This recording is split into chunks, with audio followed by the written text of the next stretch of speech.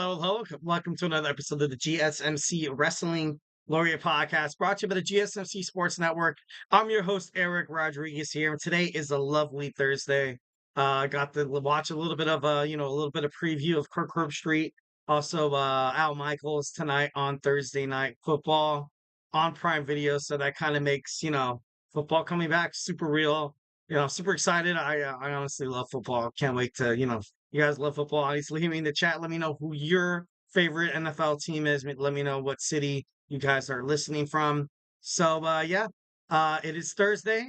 Tomorrow is Friday. Everybody's, I'm not excited because I work on Saturdays for now, for now. But, without, let's go and jump on into the action today. We have a lot to talk about. Obviously, we're going to talk about AEW Dynamite. We're going to review that.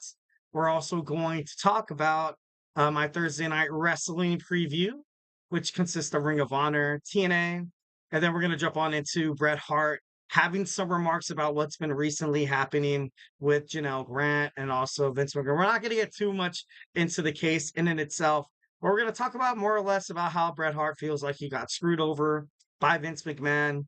We're going to talk about how very much he could have been a very, very, very popular wrestler if he would have stayed in WWE, would have been successful, probably would have never gotten injured by someone like Bill Goldberg, because Bill Goldberg from WCW, wasn't really ran that well. Obviously, they signed a bunch of guys that are like, hey, let's just sign this guy who just kicks everybody's ass. And like kind of ended Bret's career. And it kind of sucks how a misplaced kick to the head could kind of do that to somebody. And then we're going to talk about WWE Speed. We're going to talk about the pros and the cons of WWE Speed. Me personally, I don't like Speed. I honestly don't. 1,010%, I feel like they should bring back the WWE Cruiserweight Championship. But, honestly, that's me. That's just me. That's just my opinion. And then our fifth and final segment, we're going to talk about some cruiserweights. Yeah. You remember that show 205 Live by WWE? That's right. We're going to talk about some 205 Live wrestlers and where they are now. So, before we get into that, I want to remind you guys to use this super chat box because you guys are 1,010% super awesome. So make sure you guys go ahead and, don't be shy. Don't be shy. Whether if you got a burning question or a hot take in terms of professional wrestling, this, keeps the conversation going, keeps the party going, keeps it alive. Make sure your voice is heard and it will be part of the mix. So don't be shy and drop your thoughts inside the chat. And if you really want to make sure your comment or question gets noticed, why not use that super chat? Just hit that $sign below the chat box, send in a message, and it's guaranteed to get featured on the show. Plus, it's a great way to support our channel. Your super chats helps keep the lights on and bring you even more awesome professional wrestling content on this show. We are absolutely so grateful for you guys here on the GSMC Sports Network. Your support means a lot to us. It makes a hell of a difference. So let's keep that conversation going, keep the party going, send in those chats. You make the show a hell of a lot better when you guys do. So, the super chat is not your thing. Just remember, you can hit up the tips and donations link at the GSMCpodcast.net. Shoot me your comments, questions, and concerns. Go ahead and Superman punch that like and subscribe button to the show. Also follow the show, follow the network here at the GSMC Sports Network. We do love a lot of peace, love, and positivity. So, would love it that you guys are watching tonight. All right, so we're going to talk about segment one. But before we get into that, I have a couple of chats from Logan James. Logan James. What's the line? Logan James K. Hello, my man. How you doing? Hope you're doing well. Will Ospreay versus MJF. Like this type of match style is what was, what missed in WWE. You know what? I love the way that this promo is kind of hitting a lot of professional wrestling, like, news media outlets have been kind of comparing this to a lot of what WWE does in their promotion between Will Ospreay and Maxwell Jacob Freeman, MJF. So I believe the match style is going to be, it's going to be a little interesting heading toward AEW All-In at Wembley Stadium in London, England. So it should be pretty awesome to see how that kind of works out. I have Alicia Kern that says, hey, hope you're doing well. Just remember that you guys, 1,010% are awesome. So yeah, let's go and talk about some AEW Dynamite. First and foremost, it was the first ever Dynamite that's been outside of the United States. It took place in Cardiff, Wales, in the United Kingdom. So I thought that was actually, pretty badass. Love that because on Sunday we're going to be at Wembley Stadium. This was the last Dynamite before All In, and I gotta believe it was pretty good. It was a really good show. I thought it was pretty awesome. First and foremost, we saw Claudio Castagnoli taking on Kazuchika Okada for the AEW Continental Championship.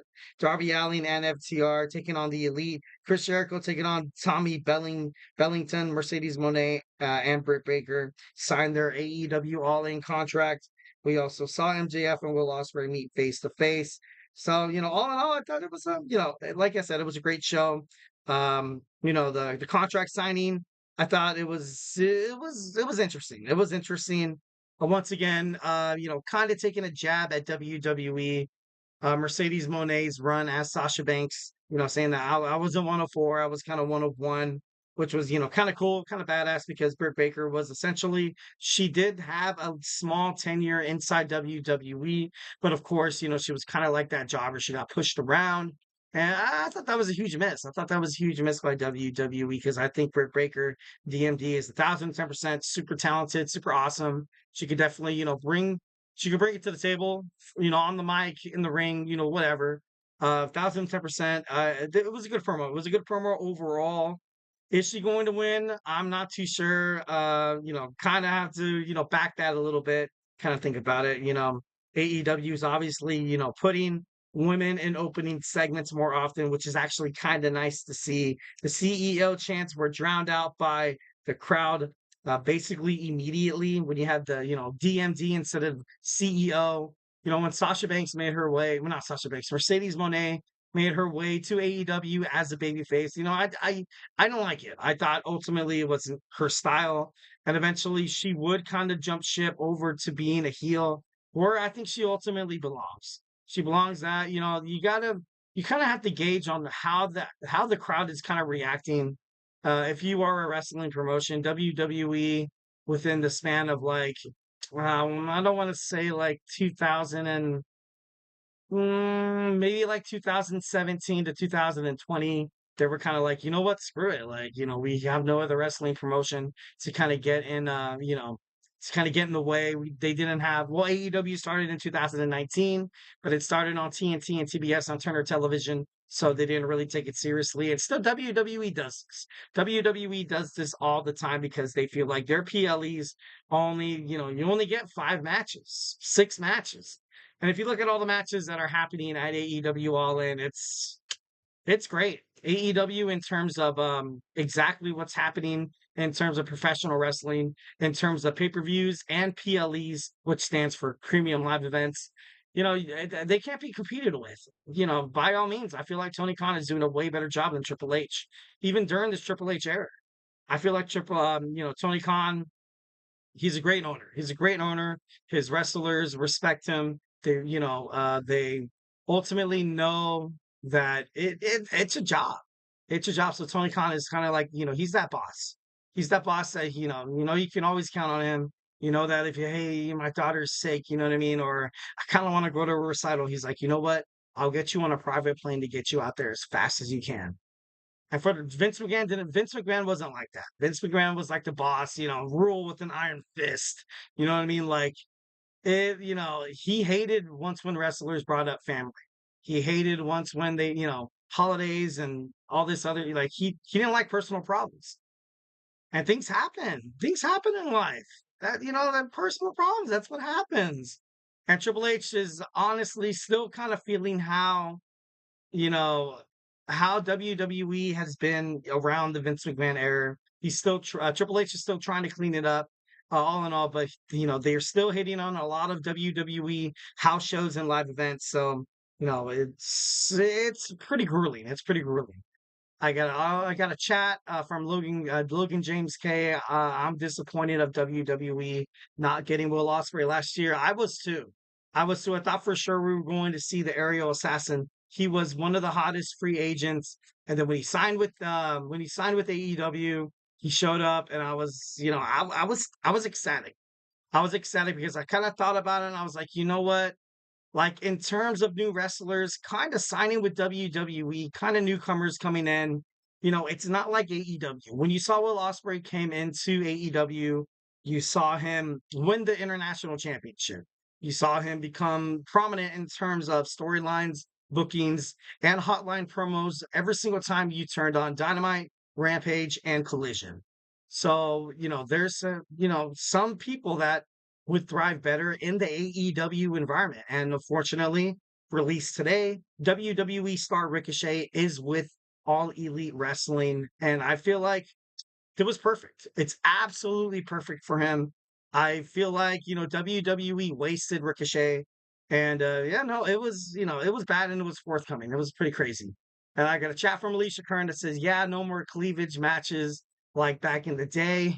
I'm glad they're out there actually wrestling. And you know what? To be honest, that's exactly what that's what makes a wrestling promotion so powerful, so impactful for people to get, for people to tune in. For the longest time, if you demean, the women that are on your product, you don't necessarily get the best of it. And then like every single time the women come out, the fans know they're like, all right, we're not really into, people in the crowd are like, you know what, we're not really into anything in terms of wrestling storylines. I'm gonna go out and I'm gonna get a Coke and a hot dog and I'll come back once when something actually comes down and matters. And it sucks. It sucks 1,010% that women back then were kind of thought about that in terms of professional wrestling. I mean, it's nowadays like you have NXT. I feel like WWE NXT is the top brand in terms of professional wrestling that are treating the women that are absolutely. I feel like with the women and the men, it's like 50-50. On Monday Night Raw, I feel like the men still rule over the women like 80 to 20%. On WWE SmackDown, I feel like the men outweigh the women in terms of popularity and promos, 65 to like 35%. And in AEW, I feel like you kind of have that 55-45 that it's almost there because there's so much amazing wrestling in terms of the women's division. So, I think it's just a matter of time until 1,010% for your wrestling promotion to be successful, you need a top man superstar, and you also need a top female superstar, and that just makes sense. That's just good business ethic and stuff like that. So moving on, we saw Chris Jericho, defeat Billington. Chris Jericho gave a promo before the match criticizing Billington for using the Dynamite Kid name. Billington's gear was a recreation of the attire from the British Bulldog, where he once wore. A drop kick is one of those textbooks move that can make a young talent stand out. Billington, he had a pretty nice one. Thought that was pretty cool. Next, we had Saraya lose against the timeless Toni Storm, which we kind of thought was going to happen. It was Saraya's birthday a couple days ago, so happy birthday to the birthday girl. If you're watching, that'd be cool if you were. But no, Toni Storm, she has a match against Mariah May. Mariah May, this has been one of the best, women's promos in like forever in terms of professional wrestling. I mean, even in, WWE, even across the spectrum, looking in Stardom or MLW, the CMLL, also the NWA, like this promo between Mariah May, this feud between Mariah May and Toni Storm has been hot. It's been great. It's been astonishing in terms of the eyes of, the wrestling fans. Wrestling fans all over the world are excited to see this AEW All-In match between Mariah May and the timeless Toni Storm because for the first time, I have no idea what's going to happen. I have no idea who's going to win, and I'm into it. Me personally, I think I'm going to order AEW's All-In. It's their biggest show. It's like their WrestleMania, so I can't wait to see, what happens moving forward. Next, we have the aerial assassin Will Ospreay face to face with Maxwell Jacob Freeman, MJF, and it kind of lived up to the hype. It lived up to the hype, and even BleacherReport.com kind of said it's ironic that Will Ospreay took a subtle jab at WWE when this was the most WWE like segment in the whole entire show. I think that's kind of funny as well. Will Ospreay also took a shot at Triple H, saying that you're only in the position that you are is because you were banging the boss's daughter, and of course he was talking about Triple H and stuff like that. But and that necessarily is not true. It's I don't think that's true. But overall, I feel like it's I don't know. It's gonna make for a great match. I want I and I don't want to see too biased here or anything like that, but I kind of want to see Will Ospreay regain that championship because overall, although AEW is super popular when MJF has a title around his waist, the fans just love Will Ospreay at this moment. Give the fans what they want. If Will Ospreay wins the championship once again, I feel like he was a great champion. You have, Swerve Strickland kind of teetering as the AEW World Champion. People don't know if he's a face. People don't know if he's a heel. But overall, I don't know. I just feel like it'd be a better move to kind of have him win.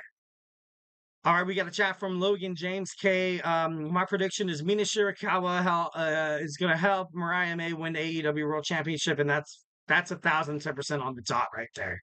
1,010%. That's exactly what I think as well. I think Mina Shirakawa, like she's trying to play all coy, she's trying to be all innocent, like she's stuck between the two. But you got to realize when she came into AEW from New Japan Professional Wrestling and Stardom, like she came in, she hated Timeless Toni Storm. She did anything she can to drive a wedge between Mariah May and the Timeless Toni Storm. So, I feel like 1,010%. If Mariah May wins at AEW All-In this Sunday at Wembley Stadium, London, it's going to be because Mina Shirakawa. You saw her on AEW Dynamite last I think it was 2 weeks ago. I think she also did a promo tonight as well. I mean last night. And like I don't know, it's just all breadcrumbs, just you follow the trail and unfortunately you're going to come to, you're the rat that's trying to get the cheese and stuff like that. So I thought that was pretty cool. Lastly, we're going to talk about Hangman Adam Page attacking everyone backstage. I think he's going to win that Casino Gauntlet match. The Elite taking on FTR and Darby Allin. You saw FTR and Darby Allin taking up, putting on the victory. And the match between Kazuchika Okada and Claudio Castagnoli ends in a draw, which was it was a great match. It was a banger. 1,010%. It was one of the best matches I have ever seen. I feel like people ultimately, just because you have a draw doesn't necessarily mean or doesn't necessarily shrink the popularity or the gifts that are given in terms of physical capabilities that these wrestlers kind of go out there and kind of test each other. And, Claudio Castagnoli is one of the best, my man from Switzerland. And you also have, Kazuchika Okada, from New Japan Professional Wrestling, Mr. 5 stars by Dave Meltzer. Like it was a great match. It was a great match. It was great to put these guys against each other. Once again, I'm not entirely sure why they did not wait for AEW All-In, but I know that AEW pay-per-views kind of, end around like 3.5 hours, 4 hours. So maybe it was like you know what? Let's let these guys kind of duke it out overall, on AEW Dynamite. All right, guys. So, hey, do not go anywhere. We're going to talk about my Thursday night wrestling preview. Step into the world of Ring of Honor. We're also going to step into the ring of total non-stop action wrestling. So, hey, grab your favorite snack, grab your favorite cold beverage, and we'll be right back. So, after this commercial break. I feel like I'm losing my mind. Is everybody in the world blind? Please, Lord, give me a sign, a sign. I feel like I'm losing my mind. Is everybody in the world blind? Please, Lord, give me a sign, a sign. I wanna be the greatest. Everybody on the fake shit. I look around and feel like everybody is the fakest. I make this every day and I'm impatient, hoping one day I blow up from the basement. Statement, the top is so vacant. I don't hear shit that I think is amazing. Waiting for my day when I'm playing sold out shows for 1,000 faces. Hey, give me that crown, get in my way and to be put down. It ain't your place, all this my town. If I want that shit, then I'll get it right now. I'm losing it, the noose it fits. I'm losing shit, a stupid myth. You choose to live or choose to dip. You choose to fight or lose your grip and lose a gift. I feel like I'm losing my mind. Is everybody in the world blind? Please, Lord, give me a sign, a sign. I feel like I'm losing my mind. Is everybody in the world blind?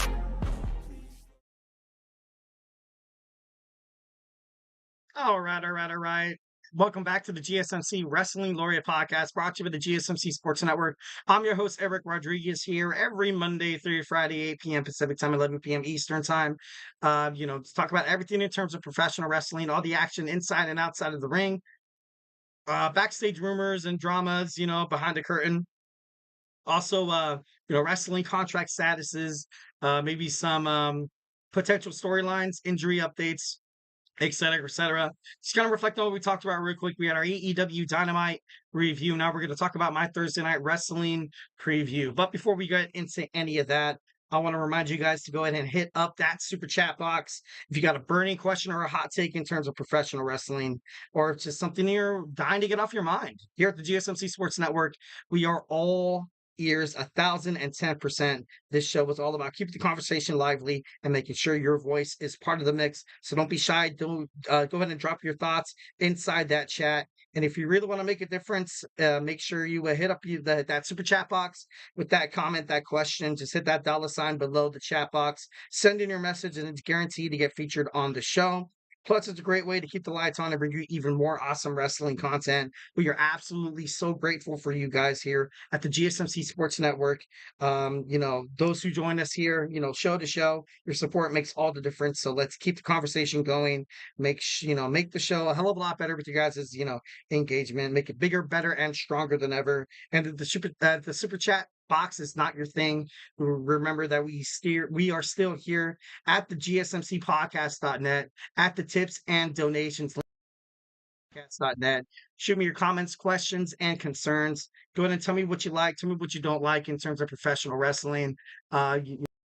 Superman punch, the Superman punch that like and subscribe button to the show. Also follow the show, follow the network here at the GSMC Sports Network. We do love a lot of peace, love, and positivity, 1,010%. So yeah, don't be shy. Go ahead and be part of the show. Dying to hear from you guys. Definitely love how the chat box is filling up. Love that.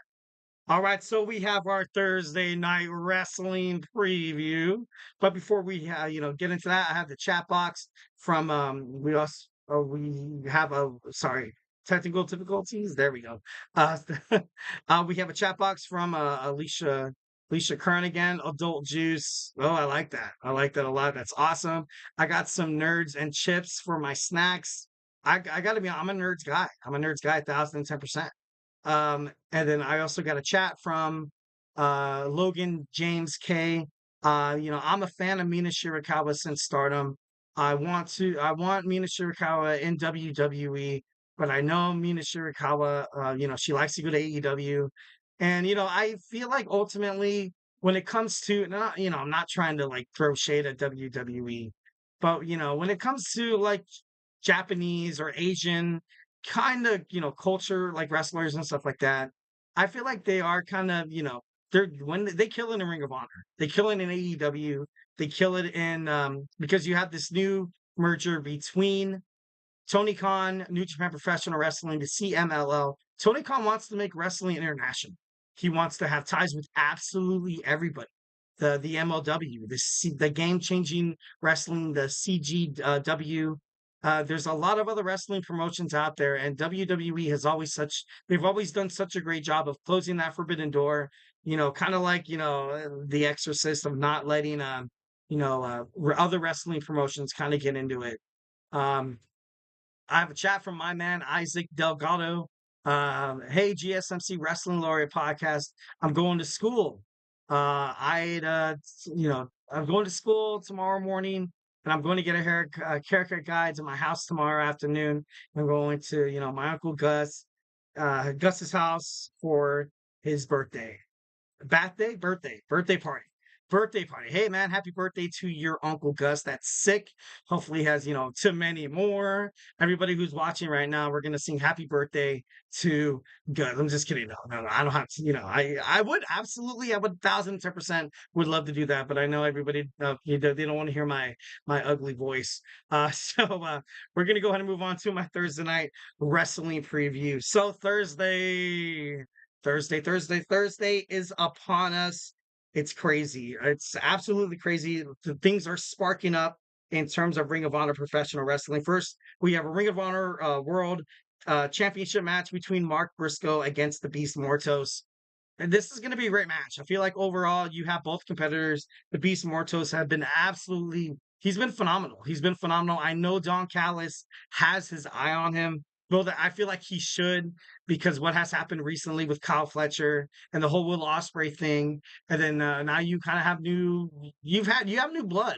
on the Don Callis family, you have you have Beretta. You also have Rouge from AEW. So 1,010%, I feel like, the Beast Mortos, but it's gonna take a lot. It's gonna take a lot to dethrone Mark Briscoe. I feel like he's the people's champion. I fell in love with him I fall in love with him every single time I see him on the mic. He's so likable from professional wrestling standards. And it's not like one of those things where it's like, okay, all he does is talk on the mic. He's a smooth talker. Whoop de freaking do. You see this guy inside the ring. This guy absolutely, he's an arsenal attack. He can technical wrestling. He can do submissions. He can be a powerhouse maybe sometimes. And that's, 1,010%. That's Mark Briscoe. When he was a tag team champion with his brother Jay, before his brother Jay, tragically passed away in a car accident.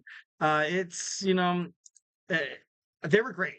They were great. One of the best tag teams in terms of professional wrestling. If you kind of look back on headlines about maybe like not 5 or 6 years ago, I don't know. I'm not too sure. Don't quote me on that.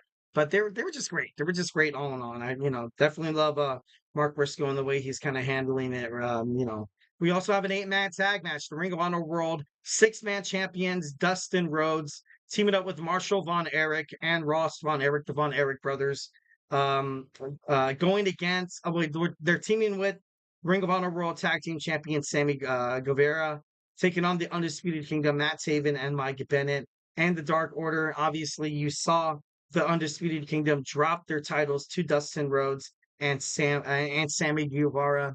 Something I love about Dustin Rhodes, like he's still, if you don't know who got Dustin Rhodes is, he's Gold Dust. Gold Dust, in his later years inside AEW.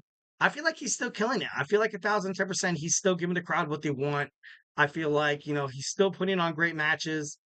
I know he wants to announce his retirement tour pretty darn soon. Obviously, I feel like that's a lot going around right now. People are speculating that, Stone Cold Steve Austin is hitting a retirement tour. Also, you're going to have John Cena and now maybe even potentially Dustin Rhodes. So, a lot of stuff kind of going on that could possibly alter the career of Dustin Rhodes. I guess, when you get older, you don't necessarily want to kind of put yourself in this position where you can kind of get hurt. You don't want to get yourself hurt. Like that's the worst thing that could possibly happen. So, we have that match tonight. We also are going to have a one-on-one match between Tony Nese and Lio Rush. I can't wait to see these guys go at it. Both of these guys are they're very they're entertaining to watch inside the ring. Although their promos kind of lack a little. I do like Lio Rush though. I've liked Lio Rush ever since he debuted in WWE 205 Live, which is kind of ironic because we're going to be talking about both of these guys later on in the show. So make sure you stay tuned for that.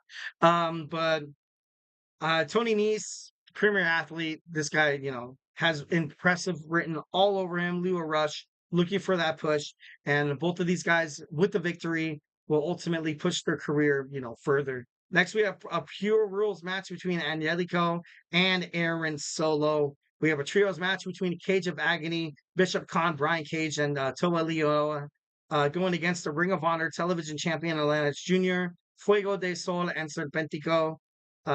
We also in action tonight, we have EJ Munduka, Commander, Cool Hand Ang, and Daddy Magic, and Trish Adora, plus Marina Shafir taking on Tiara James. Marina Shafir, she came into the world of Ring of Honor with so much momentum. She came in like I thought she was going to be like the next person to challenge Athena, and then I think she lost 1 or 2 matches. I knew for a fact she lost one, and then it was like I feel like she's kind of fell off the problem. That's kind of fell off a little bit. Like it's going to be nice to kind of see her if she defeats James tonight. I feel like it's going to be a great way to kind of spark up something else that could potentially help your career to become a champion in the future. So 1,010%, it's going to be pretty awesome. Next, we have our TNA Impact preview tonight on TNA. It's going to be pretty awesome. Tonight we have we're going to see Mila Moore versus Zaya Brookside. Way down the 22nd. Yeah, the 22nd. Going to win this technical showdown between Jonathan Grisham and also Charlie Dempsey. Last week on NXT, you saw Charlie Dempsey defeat the dawn of NXT, Tony D'Angelo, for that Heritage Cup championship. And I've been kind of saying it this whole time, ever since you saw TNA and WWE NXT form this collaboration. Bringing the NXT Heritage Cup Championship it'd be awesome. It'd be pretty awesome, because a lot of people are still, when they think of this big trophy and they're like, oh, cup. They think of the World Cup. They think of how it's defended across countries, and now you kind of have this cup defended across different wrestling promotions, which is, overall, I feel like that's kind of cool, pretty badass. So, definitely 1,010%. We have an Ultimate X qualifying match. We have Hammerstone battling Frankie Kazarian and Kushida and Bootbinger. Oh my God, I'm going to butcher this. Guadalajara. I'm not sure if I did that. Taking on Jao Vito and the Laredo Kid. Rosemary takes on Alicia Edwards. And of course, we have a chaotic tag team match between Matt Cardona, Stephanie Lander, and a mystery partner taking on PCO, Rhino, and Zaya Brookside. And I gotta be honest, it sucks. That kind of hurts. It kind of sucks to see, after everything that they've done in terms of promoting this, whole PCO thing. Also, Stephanie Lander with this, marriage and stuff like that. Like it's kind of let down. I thought, with Matt Cardona returning, obviously that is a big deal. He's a great wrestler. He's dating Chelsea Green of WWE SmackDown. So I feel like they will ultimately maybe end up on NXT, which would be, I feel like that's ideal. I feel like that's ideal at this point. Nick Nemeth, I would understand why there is reluctance going back to WWE after basically the promotion under Vince McMahon, Gerald Briscoe, Pat Patterson, and everybody in terms of, WWE created back in 2015. Back basically saw Nick Nemeth and they're like, or it's Dolph Ziggler, and like, you know what, I don't know, they used to kind of, I don't know, just immature jokes and stuff like that. Like it's per reported by Nick Nemeth during an interview, like it's, you wasted one of your top stars. You wasted a chance to have Dolph Ziggler kind of run WWE. Then you put him in this storyline with Vicky Guerrero, and then with AJ Lee, and then with Lana, and it's just bad. It was really bad back in WWE circa 2000. Like it was bad. It was pretty bad. All right, guys, that was my Thursday night wrestling review. Now we're gonna get into my third segment. Recently, we saw Bret Hart talk about everything that's happening in terms of Vince McMahon and Janelle Grant allegations. And he basically told the press, he told, people in interviews that, he doesn't give a crap about Vince McMahon's feelings. Vince McMahon never gave a damn about my feelings when he did what he did in Montreal. And, of course, also backing out of that contract stipulation. So, of course, we're going to talk about that. We're going to talk about Bret Hart's relationship with Vince McMahon. Also, what could have been if Bret Hart would have stayed with the WWF/WWE. So, do not touch that dial. And, hey, do not go anywhere. Looking for your daily fix of sports talk without having to pay for it? GSMC Sports Network is available on YouTube. Just search GSMC Sports Network. Get your fix of daily sports talk shows on YouTube, absolutely free. NFL, college football, NBA, MLB, MMA, UFC, fantasy football, and so much more. GSMC Sports Network has shows running all day long, with new sports shows starting every 2 hours. Just like on your favorite cable sports channel, except GSMC Sports Network is absolutely free. Just search GSMC Sports Network on YouTube to catch one of your new favorite shows, like the GSMC College Football Podcast, Chip Shot Football Podcast, Hoops and Heels Women's Sports Podcast, GSMC Basketball Podcast, and so many more. Check it out for yourself. GSMC Sports Network, now available on YouTube absolutely free. Search GSMC Sports Network on YouTube right now.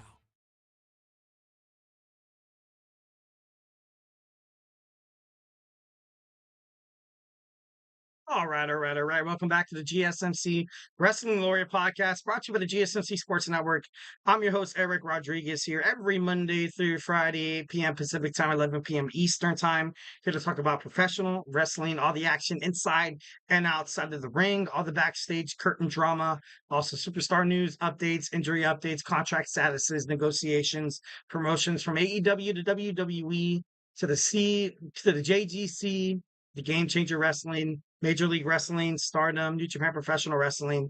If it's big enough to be on the professional wrestling news hotline, we headline, we talk about it here on the GSMC Wrestling Laureate podcast. Just kind of reflect on what we talked about real quick. We had our AEW Dynamite review. We had my TNA Ring of Honor preview, and now we're going to talk about Bret Hart on Vince McMahon and it's everything that's been going down in Vince's life right now with Janelle Grant.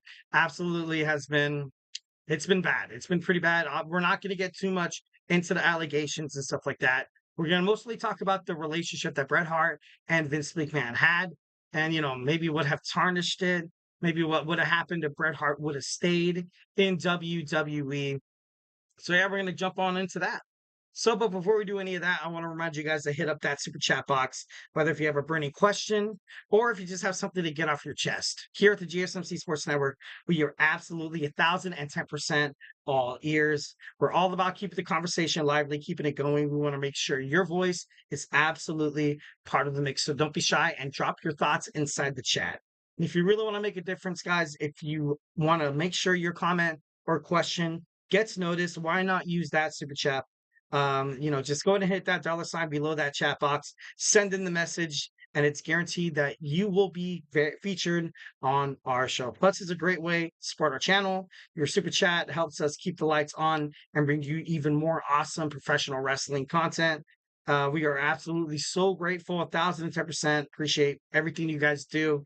I know we all understand that under this economy, money is tight. So obviously leave what you can. But most importantly, I just want to hear you guys chat. I just want to hear what you guys have to say about it. So, don't be too worried there. Your support makes all the difference here at the GSMC Sports Network. So let's keep this conversation going. Send in those super chats, those super stickers, because you guys are super awesome. And together, we will make sure that this show is better, bigger, and stronger than ever. So if the super chat is also not your thing, we are still at the GSMCpodcast.net.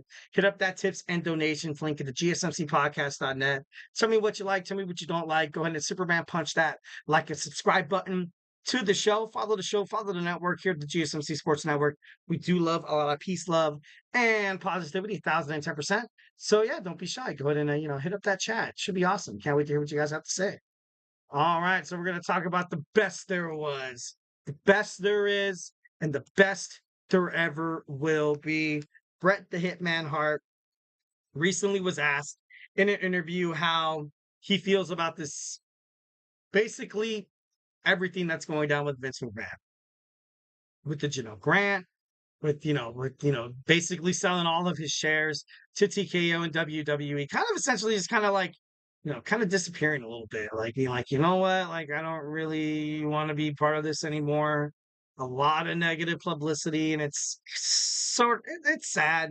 It's sad to a point, but Bret Hart was absolutely like he hates Vince. He just kind of keep it up. But I don't even know if I can say that positively, but we're gonna talk about it here.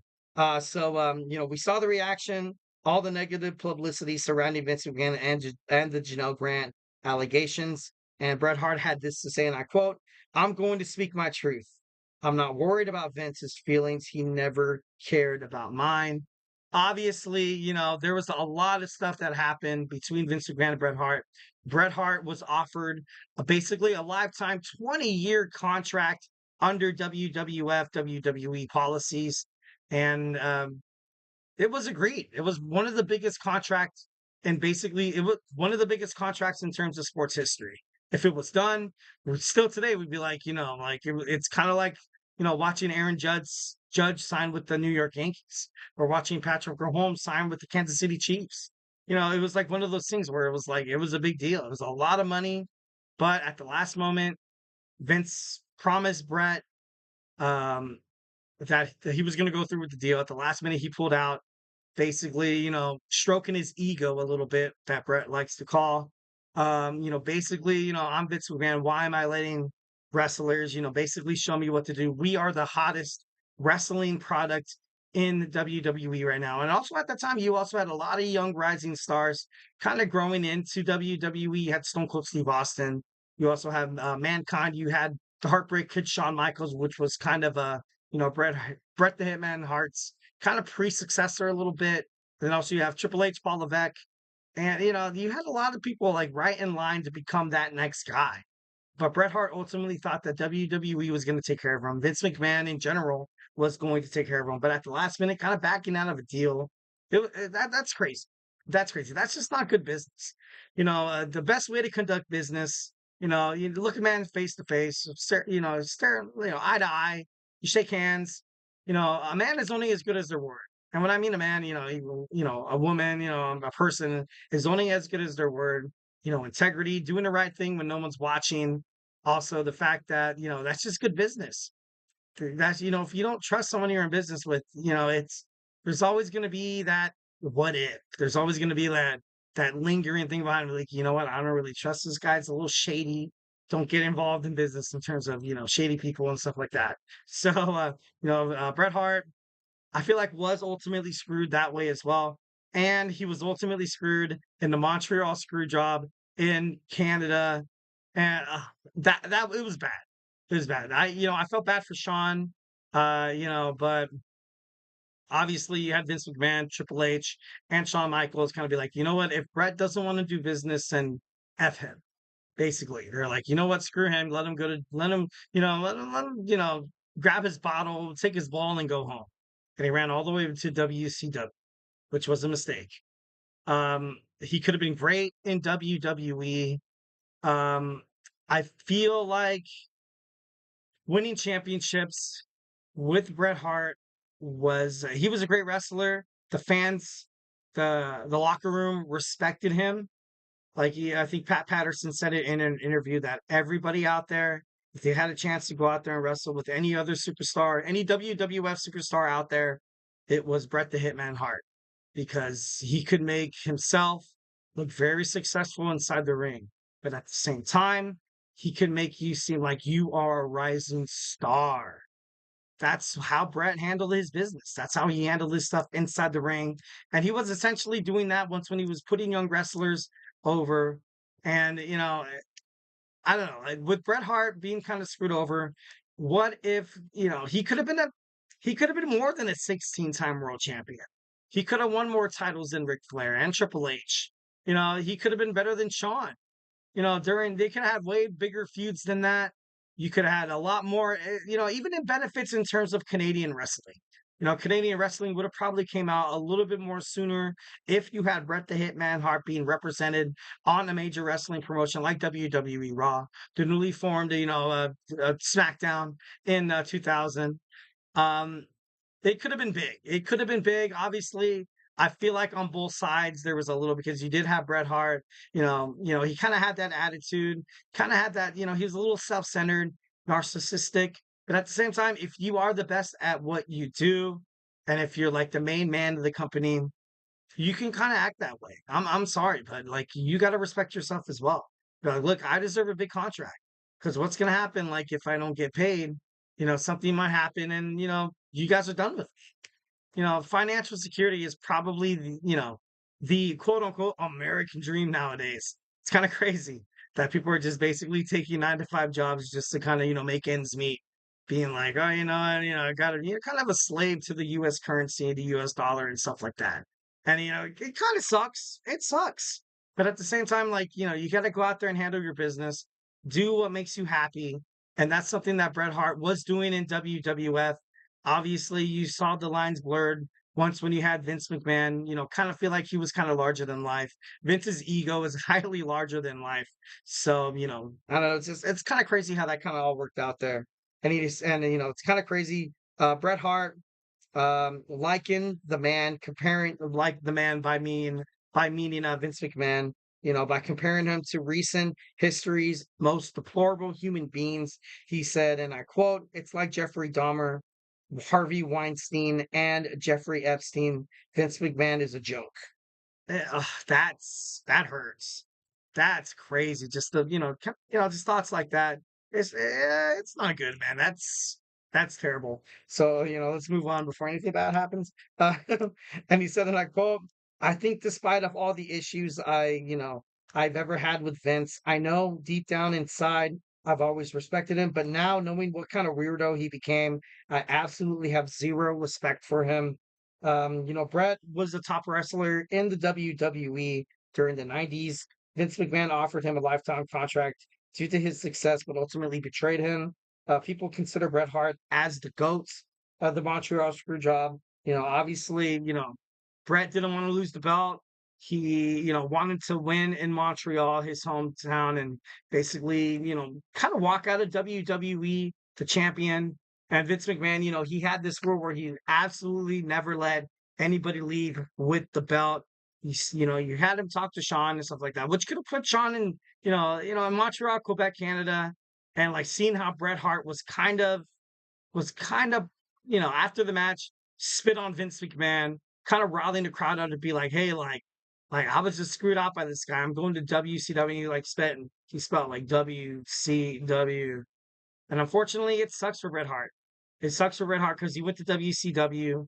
He was under a wrestling promotion that at first was good, but it declined very, very fast. They let wrestlers like Bill Goldberg take the reins in matches. He told Bret Hart to watch out for the kick. I don't know if he didn't say it loud enough, or I don't know if he has selective, mind repairments and stuff like that. But Bret Hart claims that nothing ever happened like that. He wrestled with, basically people who didn't have experience, ultimately costed him his whole entire career. He got hit in the head, started getting concussions, was nauseous.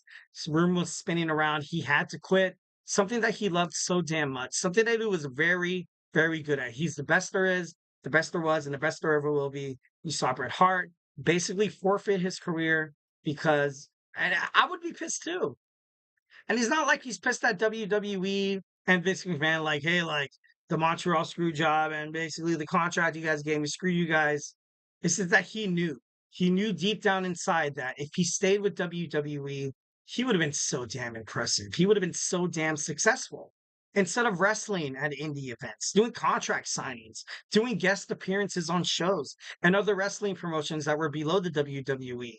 Like, he didn't have to deal with that bull crap if he would have stayed in WWF. But for him, he thought, and much to his, what he thinks, it's correct. If Vince McMahon would have honored that contract and never would have betrayed him, he would have stayed in WWE. Probably wouldn't have ever got injured.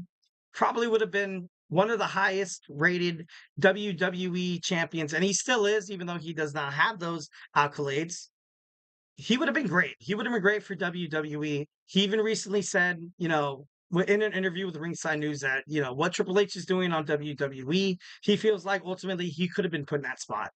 He's a wrestling genius. And if he would have stayed in WWE, inducted into the Hall of Fame, and eventually going backstage behind the curtain in terms of like creative minds and stuff like that, I feel like WWE would be in a way better position than it was before Paul Levesque took over, before Vince McMahon ultimately, was like, it's time to retire. I can't take any more lawyer fees and legal fees and stuff like that.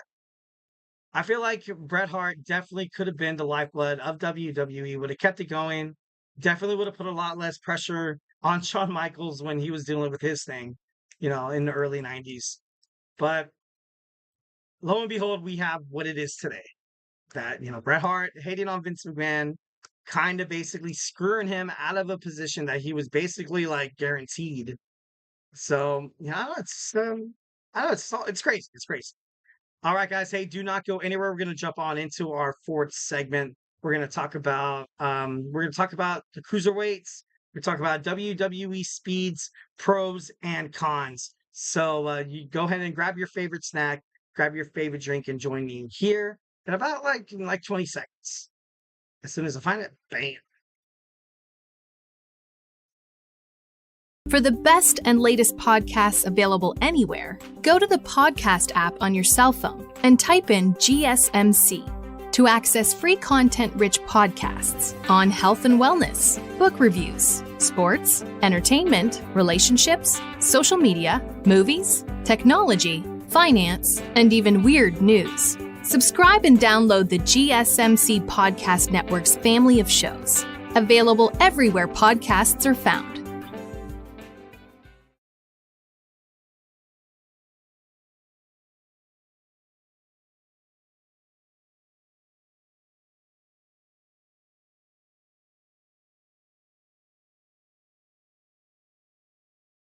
All right, all right, all right. We are back with the GSMC Wrestling Laureate podcast brought to you by the GSMC Sports Network. I'm your host, Eric Rodriguez, here every Monday through Friday, 8 p.m. Pacific time, 11 p.m. Eastern time, here to talk about professional wrestling. So, yeah, let's go and talk about it. Just kind of reflect on what we talked about right quick. We had our AEW Dynamite review. We had our we had our Thursday Night Wrestling preview with Ring of Honor and TNA. We also talked about Bret the Hitman Hart and his, comments toward, Vince McMahon. And now we're going to talk about our fourth segment, WWE Speed's pros and cons. So let's go ahead and talk about it. So obviously you've kind of seen, everything, that WWE Speed has to offer. We got a couple of chats right quick though. We had, oh man, I hate how it does like that. OBS, why? But yeah, Logan James K commenting saying, WWE and Marigold and Noah and the TNA's partnership. I think he's talking about like the NXT partnership, and overall, I feel like it's been a great partnership. I feel like it's been very beneficial in terms of like, talents like Joe Hendry, talents like, the Rascals coming over. Jordan Grace is an amazing, absolutely star-stunning TNA Knockouts World Champion. I feel like she does deserve a lot more attention than what she gets. Next, we have Triple H let Kairi Sane join, Marigold because Triple H, did not push Kairi Sane. I feel like 1,010% Kairi Sane she deserves a push. I feel like Damage Control. Io Sky was the WWE Women's World Champion. Sorry, excuse me. The Women's WWE Champion. She lost it to Bayley at WrestleMania 40. Bayley, I knew was kind of, I kind of knew she was going to be like that bridge champion overall. And, Kairi Sane coming into the WWE, she was impressive as hell. She was in the Mae Young Classic, I think it was. I was going to say the Owen Hart Cup, but no, she wasn't in an Owen Hart Cup. But, Triple H does have a huge eye for talent. Like, he recently signed, like, a lot of international superstars, like Julia, Stephanie McCure, a lot of people, returning to WWE, a lot of people, being signed. Although I did not agree for them, not to sign back Ricochet. I feel like they should have, like, kind of gave him the houseboat a little bit. Like they should have, I don't know. That's just my opinion. But I know Kairi Singh is one of those talents, of course. I feel like that should be getting a lot more attention than it actually does. But yeah. All right, so we're going to talk about WWE Speed on Wednesdays, WWE and social media platform X/Twitter. I still call it Twitter. Is that weird? The whole X thing is just not really my style. Uh, Launched a new series called WWE Speed. The WWE Speed product is, innovation. It could be, it could be thrilling, cutting edge, and it could be exciting. But I feel like, it started off so, yes, it did. I believe that 1,010%. Because there are no entrances, the fighters, being matched up. There's images in the corner, kind of, resembling like the resemblance of like a fighting game, like you had in WWE or Mortal Kombat, or maybe even like those who fought, the Blade Street Fighter, could appeal to like the gaming community a little bit. Honestly, I don't believe that. I don't believe that at all, actually. But no, as reported, but no, it's kind of crazy. There were, there are only 3 minute matches to work with, and it could be good, could be bad. Obviously, giving people 3 minutes to work with, like you had Will Ospreay talk about his buddy Ricochet, how Ricochet deserves more respect than having 3 minute matches. and should come to AEW, which we eventually did. He signed, he signed today a multi-year contract. So I thought that was actually pretty dope. But overall, I feel like WWE Speed will get old. You have a lot of the same superstars, and with 3-minute matches, because usually on Monday Night Raw, NXT, SmackDown, the matches last from, they sometimes 2 commercials. It could take up a lot of television time, a lot of television time. And 3-minute matches, and you can't like take a break in between time. Like it just has things, it just seems like because you don't really have that notion, you don't really have that capability of adding in storylines or adding in people's different fighting styles because you basically have to hurry. It's only 3 damn minutes. Overall, I feel like it's going to get old. I feel like it's going to get really, really competitive for WWE fans. Some people might like it. Obviously, there's been speculation that WWE Speed was created for the new generation of wrestling fans, obviously, with the new day and age of the digital era in terms of technology, cell phones, social media platforms, tablets, streaming services, and stuff like that. Even music. Now, like, I listen to Spotify and like, back in the day, I used to have like a portable CD player. Portable CD player, I'd be like, oh, I want to listen to a specific song. All right, so I got to stop, take out that CD, make sure I don't scratch it, put it in a protective case, bring out a new one. Well, I kind of clean it a little bit so it doesn't skip, put it in there, bam. Oh, what was that track? What track number was that? Was it 10? Put on 10, it wasn't 10. Oh, was it 11? Put on 11, it wasn't 11. Found out it was like freaking 5. It's track 5. So then you're like, oh, damn. Like, so you spend like literally like a good 5 minutes trying to find like a song. And nowadays with Spotify, with iTunes, with Amazon Music, you can literally have exactly what you want in just a snap of the finger. Just a snap of the finger. That's it. You can create your own playlist. Bam, it's there. You can even have it offline. Bam, it's there. I gotta be honest, sometimes people are so pissed off when their Spotify or their YouTube or just something doesn't work that they're trying to play music and they just get so pissed off. They're like, man, I hate technology. Like, dude, are you serious? Did you know exactly what we were dealing with when I was younger? Like, dude, you gotta calm down. And a lot of this does reflect on, future generations of wrestling superstars talking about WWE Speed. I feel like ultimately, if you are a wrestling fan, I feel like you kind of know what to expect. You kind of, what you expect is a lot of the storyline, the drama, kind of like that male soap opera kind of thing a little bit. And nowadays, it's just people are just so anxious. People want what they want. And, obviously, in terms of the wrestling promotions, you kind of see this WWE Speed product. Like it was it still averages about 1.8 million viewers, which is amazing. But Twitter, they've kind of had a bad rap in terms of, kind of keeping things, kind of keeping streaming things and like naturally and, kind of keeping that flow in terms, with, I used to call it dial-up. That's crazy. But, now you kind of need internet services a little bit. I don't know. I feel like WWE Speed overall could be better. It could be a hell of a lot better. But I don't know. As of right now, I don't really get it. So, like I said, you have 3 minutes to kind of work a match. We also have superstars like Dragon Lee and Ricochet did start out inside. They were the inaugural match. So I feel like it kind of gave people the notion that every match was kind of going to be like this. But then you had bigger superstars come onto you had Andrade. You also had Tommaso Ciampa. You saw Bronson Reed.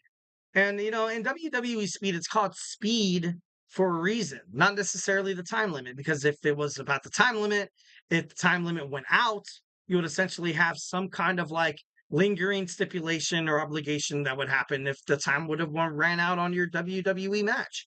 But now you kind of, for me, I know that I know that I'm looking for speed and agility. This essentially, I feel like kind of took over 205 Live in my opinion. Kind of sucks. But then again, I kind of feel like the overall kind of created this for, Ricochet to come back to WWE, but that did not happen. Kind of crazy. Top WWE fans' concerns about WWE Speed. WWE Speed assumes that new wrestling fans can only watch something that doesn't last more than 3 minutes. It's the illegitimate child of the 24/7 champion. It's a bastard child of 205 Live. It's not a great way to support talent because you are only giving them 3 minutes to work inside of the ring. And some wrestling talent, you need more than 3 minutes. You kind of pander around the ring a little bit, maybe slap their head on the apron, take them out, throw them against the barricade, appeal to the crowd if you're a heel. It's all about the type of wrestler. It's all about the type. Some wrestlers cannot get away with this. That's why a lot of times when people saw Bronson Reed on WWE Speed, they're like, dude, like, put this guy in a promo with somebody like Seth Rollins, with somebody like The Miz, with somebody like R-Truth, and the list goes on and on. And, a lot of people are, really skeptical about WWE Speed. I don't know. It's kind of crazy right now. Like I said, they are for now gaining, good ratings. But not essentially every match on WWE Speed is it going to be a match like Ricochet against Dragon Lee. You see a lack of emotion to connection to the WWE superstars. Absolutely no storylines, and you could have 205 Live come back. Why not? Yeah. Would you sacrifice WWE Speed to have a WWE Cruiserweight Championship? I know I would. 1,010%. Eventually maybe have 205 Live come back. Or maybe you see like a rebranding of the WWE Velocity. That could possibly be it as well. It's not made for people. It's not made for people with power. It's not made for people with power because essentially what is the name of WWE Speed is that you want to see people who are agile, jumping off the top rope. Basically what 205 Live was. Speed doesn't, it's not about power. You have people like Bronson Reed go out there and it's basically no one's going to pick them up. No one's going to knock down this big SOB. You're basically watching somebody to find out who has the fastest squash match in WWE. And I hate squash matches. Like when you see, when you saw Braun Breaker, debut in WWE, I was like, you better fight against somebody who actually has talent. And instead, it's like, oh, this local wrestler from Boston, Massachusetts wants to have his wrestling career begun. Yeah. Well, we all knew he was going to get his arse kicked. We all knew that was going to happen. And I don't want to pay to watch like squash matches. That's just not my style. I want to see intricate matches like 205 Live had. And it was great. It was all gravy, baby. It was all gravy. All right, so we're going to dig on into our fifth and final segment. I'm rapidly running out of time here. We got my boy Emran's GSMC Soccer Podcast happening in 24 minutes. So we're going to kind of keep this. Now we're going to go into power mode a little bit. We're going to talk about the WWE Cruiserweights in 205 Live and where they are now. So, hey, do not go anywhere.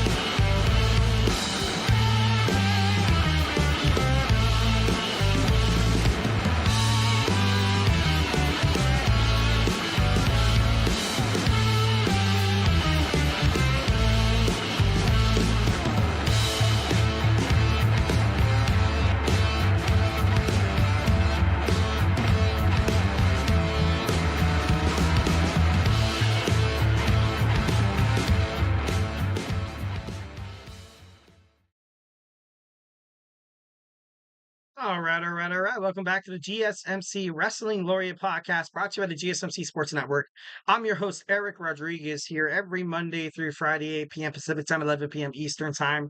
We're going to talk about everything in terms of professional wrestling, just kind of reflect on what we talked about. We had our AEW Dynamite review. We also had my Thursday night wrestling preview about Ring of Honor and TNA.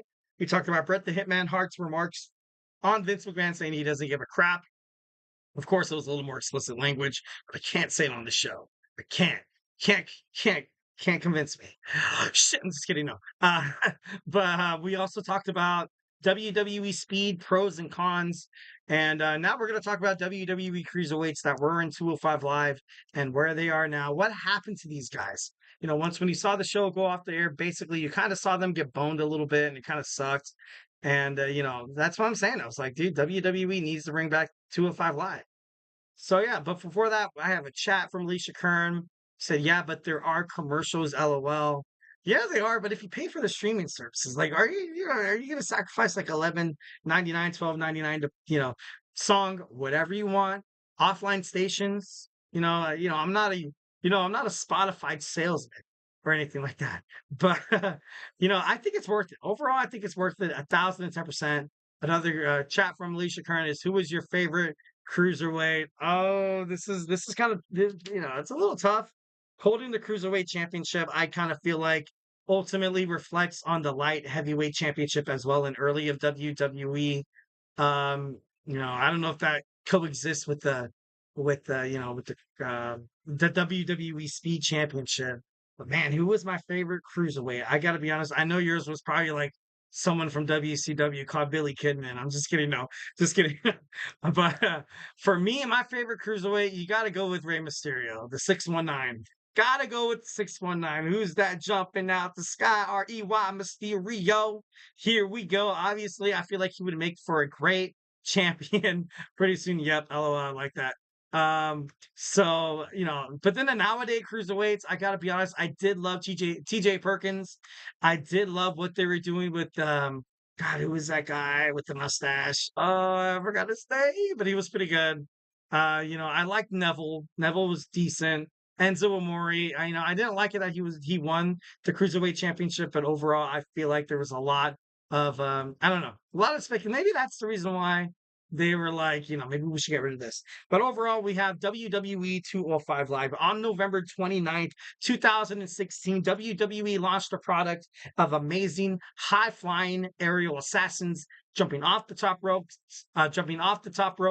over the top rope, but most importantly, entertaining the fans and keeping them at the edge of their seat every single time you'd see them jump off the ledge just to hit the move they were heading for. Basically, we had cruiserweight championship caliber wrestlers that weigh 205 pounds and under. After it all ended, the wrestlers were left essentially jobless. And, the belt was retired, leaving people, leaving these amazing cruiserweights basically as jobbers. They were left as jobbers on WWE SmackDown, on WWE Raw, and it was terrible. It was awful. I don't know. It's just kind of crazy. The belt, obviously you saw it began with the CWC Classic, the Fighting Classic, with that purple belt. That was won by TJ Perkins, and it got a lot of views. It got a lot of views, got a lot of attention. I was shocked. I was shocked when WWE didn't want to continue with this 205 Live brand. I got to be honest. I, wasn't a huge fan of that, but I don't know. It's just kind of crazy. Some 205 Live superstars, are either struggling in WWE or just basically left. So we're going to talk about some people in, that left in 205 Live, kind of where they began, kind of like where they left to and all that. First, we have Austin Aries. Austin Aries was super popular in TNA professional wrestling. He's a, TNA world champion, Ring of Honor world champion.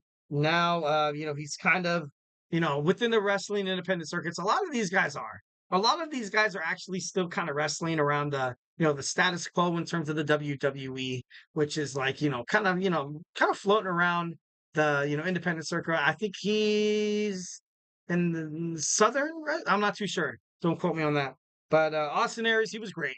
Obviously, he did have an injury, and he did have a chance to fight Neville for that WWE Cruiserweight Championship, but never really prevailed. So, definitely on the list, I have Austin Aries. Also, another cruiserweight, Rick Swann. Rick Swann is now on Ring of Honor and, obviously doing his thing with AJ Francis. But before he was involved with like a domestic disturbance, obviously don't want to get too into that. But he was cleared. He was ultimately cleared. He was let go or whatever you like to call it. And WWE ultimately, they suspended him.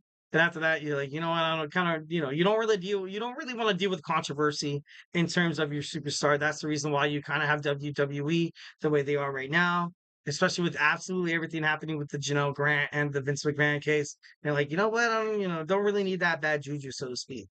Next, we have TJP. TJP, oh my God, he was one of my most favorite wrestlers. I got to be honest, in the 205 Live circuit. I remember watching him in, when I first started getting back into professional wrestling. I thought to myself, I was like, damn, I love this product that is 205 Live. Just 205 Live, it aired every Tuesday. Then you had NXT on Wednesday. And I think on Thursday, you had main event. I think it was main event. Not too sure. And then, I used to watch Camp WWE. There was a time that I used to put on absolute WWE all the freaking time. It was great. It was great. And it was pretty cool. It was like kind of like my second coming of WWE, because at first, I was in love with the Attitude Era. Then I watched the Ruthless Aggression Era. Then with Triple H and Shawn Michaels reformed D-Generation X back in 2006, 2007, I started buying DX shirts. I was doing the DX shop in my high school and stuff like that. I'm just kidding. No, I'm just kidding, baby. No, but I don't know. It was fun again. Watching professional wrestling was fun once again. And, I've been to a couple of live events. The top two matches out of like 5 or 8 that I've been to probably had 205 live wrestlers on top of it. I've seen this match fight. I've seen TJP fight, and it was, oh my God, it was awesome. It was great. Mustafa Ali is on fight, and he's on this list as well. So let's go ahead and jump more on. Noam Dar. Noam Dar, obviously, Casa Supernova had his stint with Alicia Fox. Good for him. Alicia Fox is, she's pretty cool. But he was great on 205 Live. Now you kind of see him on WWE NXT. He's still on NXT. And he's still, he's on Metaphor right now with Miss Jackson. You have, oh my God, I can't believe it. No, damn it. Oro Mensa. You have Legend. I feel like since she hasn't really been on, like, I feel like once when she was doing her storyline with Trick Williams, she was a little more like, memorable. I'm just kidding. No, I'm not trying to be mean. But, Noam Dar, I feel like he was a great cruiserweight. I feel like he was kind of like that Scottish, like, underdog, that Scottish warrior that can still kick your ass and still jump off the top rope and be pretty awesome. Next, we had the premier athlete, Tony Nese. We talked about him earlier today in the show. He was fighting in Ring of Honor. He still fights in Ring of Honor. He's part of the premier athletes in Ring of Honor Professional Wrestling, obviously owned by, Tony Khan. But he was also a pretty great 205 Live wrestler that as soon as he, 205 Live went under, he was like, okay, like, obviously got to go out of my way here and try to find something a little more stable. Obviously, he did branch out and find AEW, and it's kind of crazy to see all this wrestling talent that was on 205 Live. And most of the wrestlers that became free agents were cruiserweights, were people weighing in at 205 pounds and less. And that's heartbreaking. That's absolutely heartbreaking. That sucks. That's crazy. Like I said, left them jobless. If you don't want to be a jobber on Raw or SmackDown, getting your arse kicked by Braun Strowman or being thrown around the ring by Braun Breaker, then dude, we're not interested in you. Go to try to find somewhere, a wrestling ring that'll take you. And eventually you saw Tony Nese come to Ring of Honor. Next, Leo Rush. We talked about Leo Rush earlier as well. He was great on 205 Live as well. Overall, I feel like he's still young. I feel like he definitely 1,010% still has a lot of juice left in him. So, definitely think he's going to be doing a lot of special things in the future as well. Drew Gulak recently got let go by he wasn't let go. WWE, we didn't come to a contract agreement. A lot of speculations, in terms of what happened with him and Ronda Rousey backstage. Not going to get too much into that, conspiracy theories and speculations. But, obviously when you saw Drew Gulak leave the No Quarter Catch crew on NXT, it kind of left them a little crippled a little bit. Kind of left them a little crippled about, okay, like, what did we do? We had our main guy on the mic. Obviously, they kind of got it going. Charlie Dempsey, Debian Heights. You also saw Riley Osborne. What's his name? I can't remember. And then you have Ren Sinclair recently. But, I respected Drew Gulak. On 205 Live, he was definitely he was the non-cruiserweight. Like, he didn't have the body of a cruiserweight, but he still went out there and gave you 1,010% of what he had. And it got people pumped up. It got me pumped up. 1,010%. Definitely miss seeing Drew Gulak. Next, we have Cedric Alexander. With 205 Live kind of going under, probably the most pissed off person was the person who was ruling 205 Live. A handful of superstars. And one of those guys are Cedric Alexander. Now he does do, some stints in NXT. He is backstage and he recently had matches with, Brooks Jensen and Trick Williams. But overall, he belongs doing stuff like 205 Live. I'm sorry. 1,010%. If you don't want to bring back the Cruiserweight title in terms of WWE, maybe, maybe kind of base it off of your UFC brothers a little bit. Maybe call it the Bantamweight Championship. Who knows or whatever. You kind of get maybe like the featherweight, uh, welterweight, just make it, if you want to make it sound fancy, I guess. But overall, Cedric Alexander was a great superstar in 205 Live, and it's kind of crazy to see, where his career ultimately ended up. Akira Tozawa. Akira Tozawa was also, he was a top star on 205 Live, winning a championship. I believe he won a championship. But once when you saw 205 Live kind of going there, you've seen him, you kind of like a jobber. He's a jobber. Even right now, you kind of have him on Alpha Academy, and although him and Otis do actually come scary close to winning matches, but overall, he's just because he has that athletic ability to kind of to sell moves, to sell to kind of put superstars over a little bit. And overall, I feel like Akira Tozawa was robbed once when 205 Live went under, thanks to WWE created be like, you know what? Although we have all these talented superstars who could challenge for this belt, let's go in and just exit. We don't need that. We don't need that. But still, nowadays we see on Monday Night Raw and SmackDown like pointless, like random matches and stuff like that. It's like, dude, really? Are you serious? That's crazy. But I don't know. It's just kind of crazy. Pac, the bastard Pac from AEW, formerly known as Neville. He left WWE as well. He dropped the belt to Enzo Amore, which I didn't really agree with. But then again, I feel like Neville, the king of the cruiserweights, I feel like he was ultimately kind of pushing it. He was pushing it like he was like I feel like he was Intercontinental Champion kind of worth. I feel like he should have been put in that kind of category, maybe the United States Championship as well. But I don't know. I feel like Neville holding the championship kind of left a stronghold over 205 Live. Mustafa Ali. Mustafa Ali was the heart of 205 Live. Although he did not win the Cruiserweight Championship, he came so freaking close, and the fans were behind him 1,010%. Instead, you saw 205 Live go under. They're like, oh, how are we going to make Mustafa Ali? How are we going to make him, basically, into the storylines? Oh yeah, let's have them, gather up again a band of mischief hooligans and let's go ahead and call them Retribution. Like, and it was, oh God, how awful was that? Oh my God, such a buildup to such a failure. Absolutely such a failure, leaving a bad mark on poor Mustafa Ali's career. And it just wasn't good. Just wasn't good. Obviously, now you kind of see him achieving success in TNA. He had a great run as the X Division champion. I'm glad, TNA was able to kind of appreciate his capabilities. So you definitely got to respect that. Lastly, I kind of left this on there. He's not a cruiserweight, but then he's not an international, champion. I feel like he is. I feel like he is an international champion. Might be a little bit too hardcore to be like a light heavyweight cruiserweight champion. But today we did see Ricochet, jump off the top rope from WWE to AEW. I gotta be honest, I'm shocked. And I'm a little sad. I'm a little sad 1,010% because I recently saw Ricochet on a promo in WWE with Braun Breaker. And I was like, holy shit, like, I feel like that was a sign that Ricochet is going to sign back. And of course, he has, Samantha Irving, the ring announcer in WWE. Why not? Why don't you want to travel with, your fiance? But instead, he got a great multi-million-dollar deal. He had a multi-year deal with AEW, and he's going to be so great over there. He's going to be amazing. He's going to be one of the greatest superstars in AEW history. I'll even go out and, kind of stick my neck out and say something like that. I believe 1,010% Ricochet was underutilized by WWE, and now WWE is going to have to, going to have to suffer the consequences a little bit. They're going to get ratings. They're going to get great ratings because how amazing Ricochet is. He's a walking, he's a rocking, running highlight reel. All right. So, yeah, guys, that was my show. Hope you guys enjoyed it. Thank you so much for tuning into the GSMC Wrestling Laureate podcast brought to you by the GSMC Sports Network.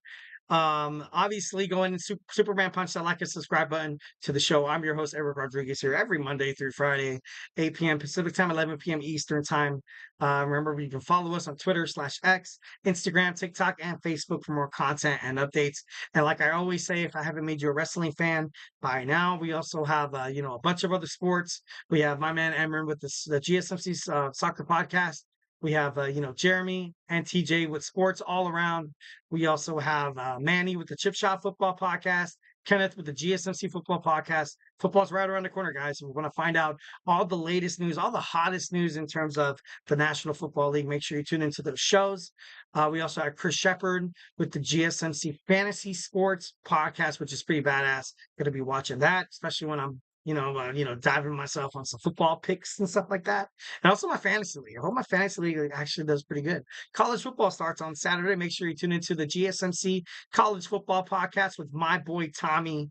Make sure you do not miss a second of this hot GSMC Sports podcasting. Just this love, man. Be part of the GSMC bloodline. Be part of this awesome bloodline. The real Tribal Chief, though.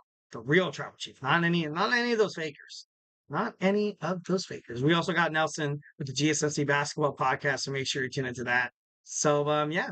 Honestly, guys, I appreciate. Hope you guys have an amazing Thursday, amazing Friday. Join me tomorrow night. It is Friday, the jumpstart into the weekend with the hottest wrestling show in professional wrestling streaming podcast. I'm just kidding. I kind of did not know where I was going to go with that. But, it's a great show. It's a great show. I appreciate you guys. Love you guys. 1,010%. But at the end of the night, stay beautiful. Just remember, from the bottom of my heart, absolutely love you guys. So, hey, have a good night.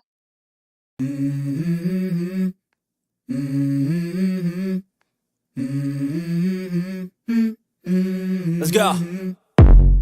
I wake up to a little bit of drool on my pillow, feel like it's gonna be a bad day. Yeah, I'm tired of shit, and the